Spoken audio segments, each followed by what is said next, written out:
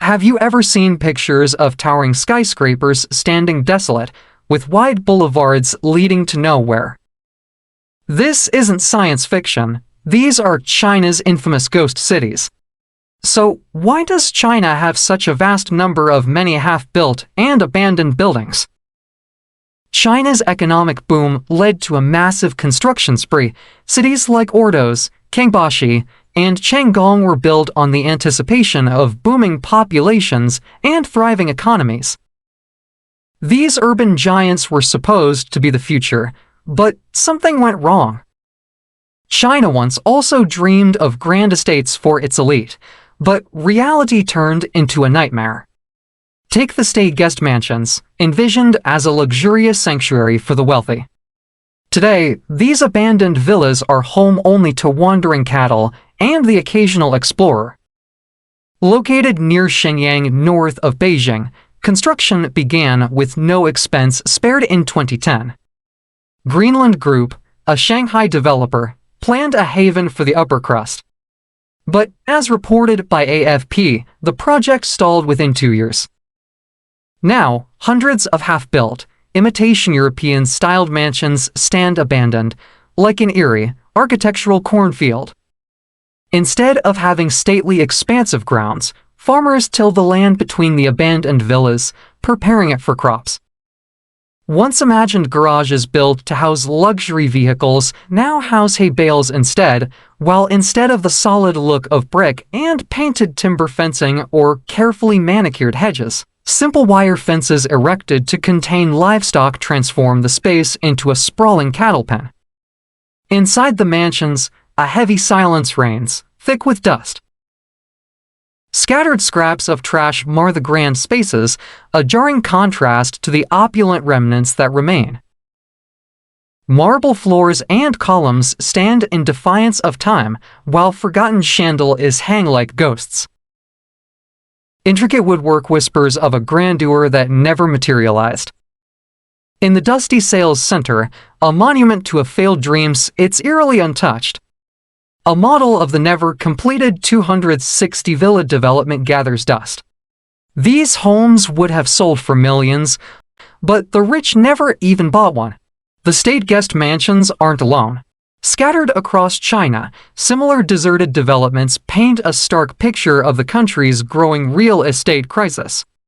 Take a nearby abandoned high-rise complex.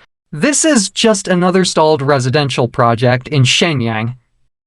Concrete shells devoid of windows, they resemble oversized brutalist dollhouses, waiting in vain for completion. But unlike a cherished childhood toy, this project is unlikely to see revival. The developer behind it, China Evergrande Group, was once the country's real estate giant.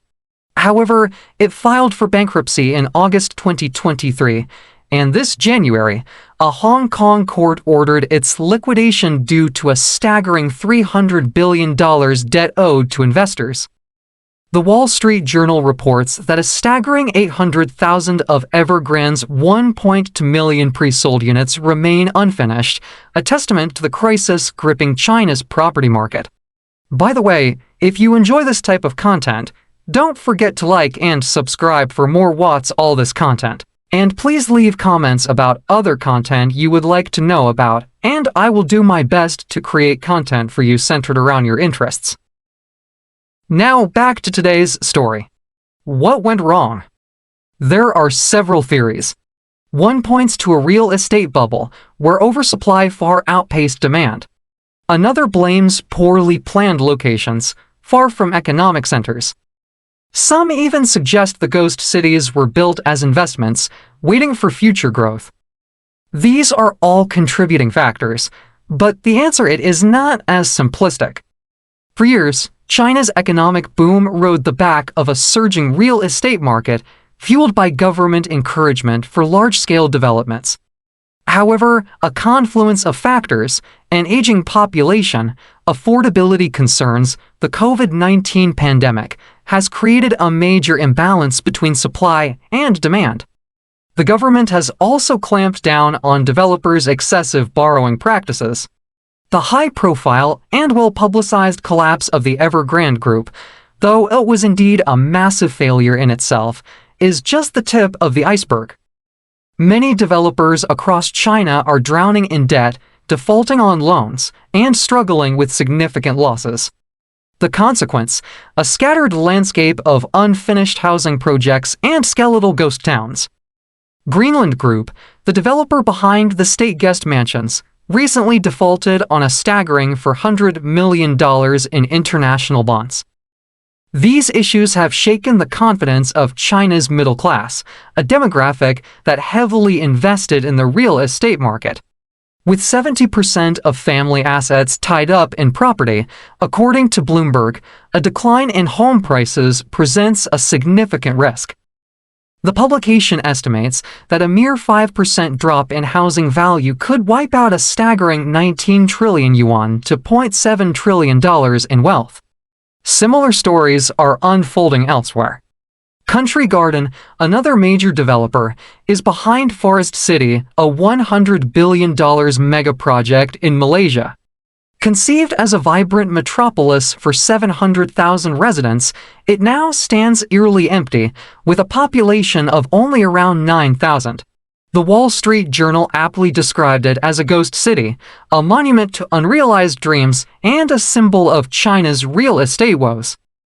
Al Jazeera reports that a mere 10% of the entire project is even completed. The ghost city relative truth is, it's not all empty streets. While some cities remain sparsely populated, others are slowly filling up. China's urbanization is still ongoing, and these cities might eventually fulfill their original purpose. The media often portrays ghost cities as a sign of China's economic woes. But the reality is more nuanced. These cities represent China's ambitious development plans, with some stumbles along the way. So, are China's ghost cities spooky remnants of a failed dream, or a glimpse into a future still unfolding? We will see as time unravels the truth. Thank you for listening. Please join me next time when we will delve into another episode.